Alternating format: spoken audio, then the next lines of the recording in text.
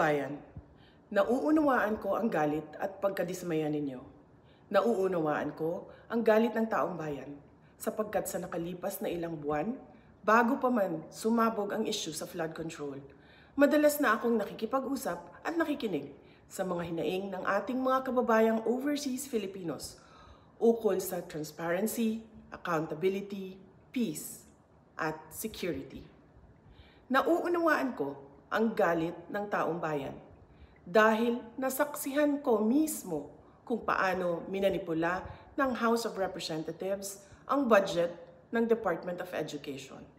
Sa halip na sundin ang listahan ng DepEd upang matugunan ang malalang kakulangan sa classrooms, misulang ginawang pork barrel ang pondong nakalaan para sa kabataang Pilipino at pinaghati-hatian ng mga kongresistang malapit sa mga makapangyarihan. Pinili kong huwag sumali sa panggagago sa taong bayan.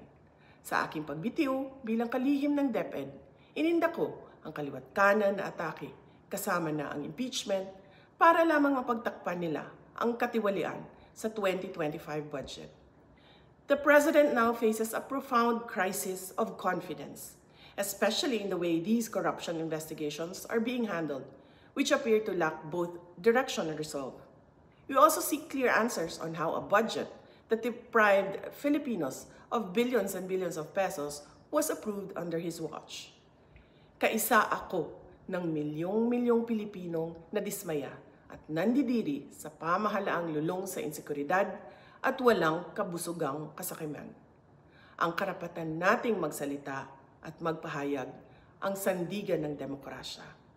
Dapat itong pakinggan ng pamahalaan, hindi para isang tabi at baliwalain lamang. We Filipinos deserve better. Shukran.